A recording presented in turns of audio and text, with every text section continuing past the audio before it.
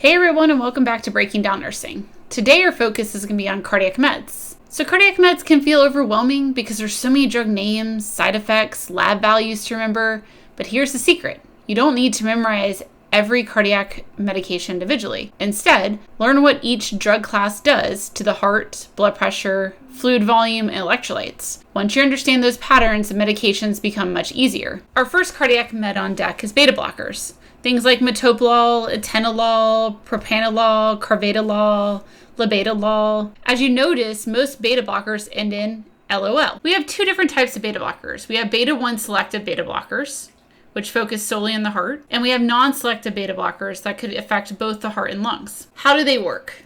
Well, beta blockers block the effect of the sympathetic nervous system on the heart.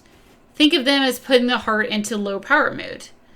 They generally decrease the heart rate, decrease blood pressure, decrease myocardial contractility, and reduce the heart's oxygen demand by reducing cardiac workload and lowering blood pressure. Beta blockers may be used for hypertension, angina, certain dysrhythmias like AFib, heart failure, and following a myocardial infarction or heart attack. Before administering a beta blocker, always assess the heart rate and hold if heart rate's less than 60, unless otherwise specified by the physician. We'd also want to hold if systolic blood pressure is less than 90, again, unless otherwise prescribed by the physician. We also want to assess for signs of poor perfusion. Do not automatically assume every beta blocker must be held for a heart rate below 60.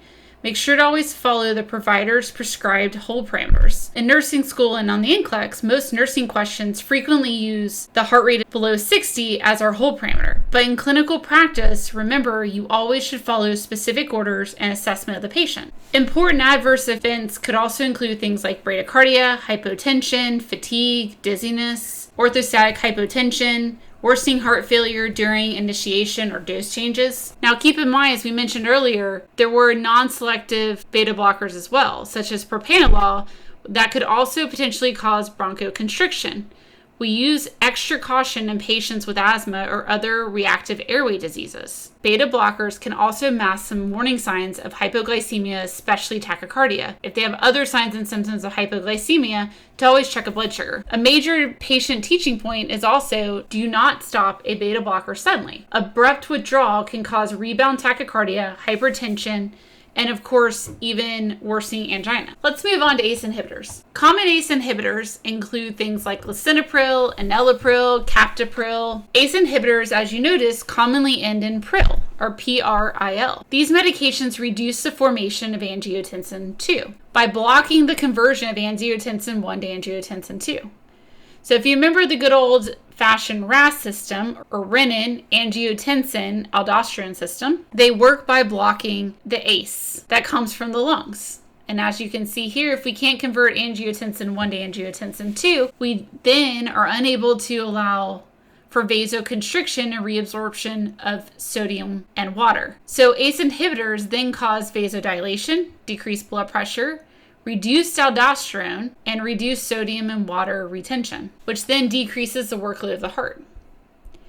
ACE inhibitors are frequently prescribed for hypertension, heart failure, and after myocardial infarctions. They also help protect the kidney function in certain patients with diabetes, although kidney function potassium still require monitoring because of its effects on aldosterone. So prior to administering, make sure that we assess and monitor blood pressure, potassium levels, creatinine, and renal function. Also make sure to monitor for major adverse effects, including hypotension, hyperkalemia, persistent dry cough, which can lead to angioedema and allergic reaction. A mild dry cough is annoying, but not usually an emergency.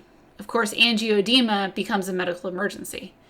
If a patient develops swelling of the lips, tongue, face, or throat, stop the medication and immediately address the airway. ACE inhibitors can harm a developing fetus and should not be used during pregnancy. A good memory trick for ACE inhibitors, we can use ACE. A standing for angioedema, C standing for cough, and E standing for elevated potassium. Angiotensin 2 receptor blockers, also known as ARBs. Common ARBs include losartan, valsartan. They all end in, as you noticed, sartan. They produce many of the same effects as ACE inhibitors, including vasodilation and reduced aldosterone activity. How they work is they block angiotensin 2 from receptor sites. And as you can see in our RAAS system, they block the conversion of angiotensin 2. By blocking the receptor sites, they allow for vasodilation, decreased blood pressure, reduced aldosterone, and sodium and water retention. Prior to administering, we need to monitor and assess blood pressure, potassium, and renal function. Very similar adverse effects as ACE inhibitors. However, angioedema is far less common in ARBs. So if a patient's unable to take an ACE inhibitor because they've had a reaction to it or for another reason, providers will likely switch them from an ACE inhibitor to an ARB. Now remember, since they both work on the RAAS system, it's very uncommon, unusual that we take both an ACE inhibitor and an ARB together.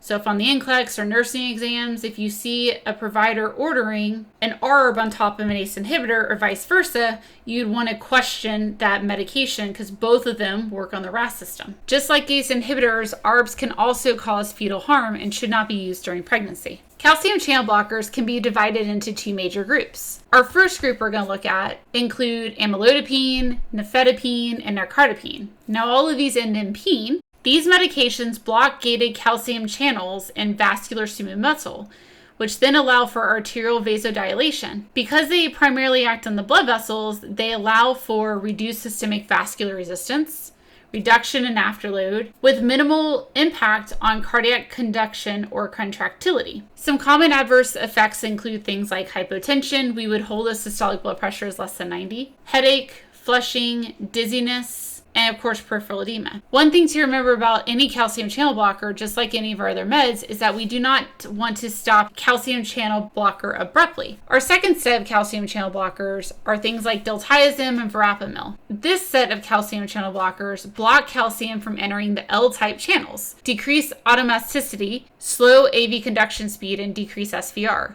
We use this for things like rate control as in an AFib or supraventricular dysrhythmias, to slow it down. Prior to administering, we want to assess heart rates and hold up heart rates less than 60. We'd also want to monitor blood pressure, and of course we'd want to monitor to see if there's a heart block. Do not stop these medications abruptly. We also want to make sure to avoid heart failure, and be careful with concurrent use with beta blockers, as both can block conduction pathway and increase the likelihood or possibility of creating heart blocks and bradycardia. Next is nitrates or nitroglycerin. Nitrates work by releasing nitric oxide, relaxing vascular smooth muscle.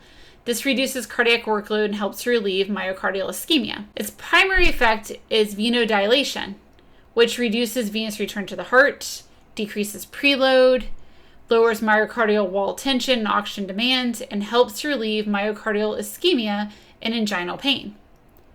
Common uses include acute relief in angina, signs and symptoms of ACS or acute coronary syndrome, vasospastic angina, congestive heart failure. Nitroglycerin relieves ischemic symptoms but does not replace aspirin, antiplatelet therapy, or reperfusion, or other treatments for acute coronary syndrome. Assessment before administration includes blood pressure, hold if systolic blood pressure is less than 90, heart rate, chest pain location, severity, duration, signs of hypotension, shock, or volume depletion. We do not give within 24 hours of phosphodiesterase inhibitors or PDE5 inhibitors. This would include things like Cialis, Viagra. Common adverse effects include things like throbbing headache, dizziness, lightheadedness, flushing, orthostatic hypotension, weakness, nausea, vomiting, reflex tachycardia, and syncope, which is why we always, prior to administering, we want to have the patient sit or lie down. Headache is very common with nitroglycerin administration and often indicates vasodilation. Rotating patch sites and removing previous patches before applying a new one is very important. And we also want to make sure to store sublingual tablets tight in the original container and keep them from heat, moisture, and light. And that's today's nursing topic, broken down and made simple. If this video helped you, like, subscribe, and share with another nursing student. Remember, nursing is challenging, but you don't have to figure it out alone. Keep learning, keep growing, and I'll see you in the next video on Breaking Down Nursing. Take care.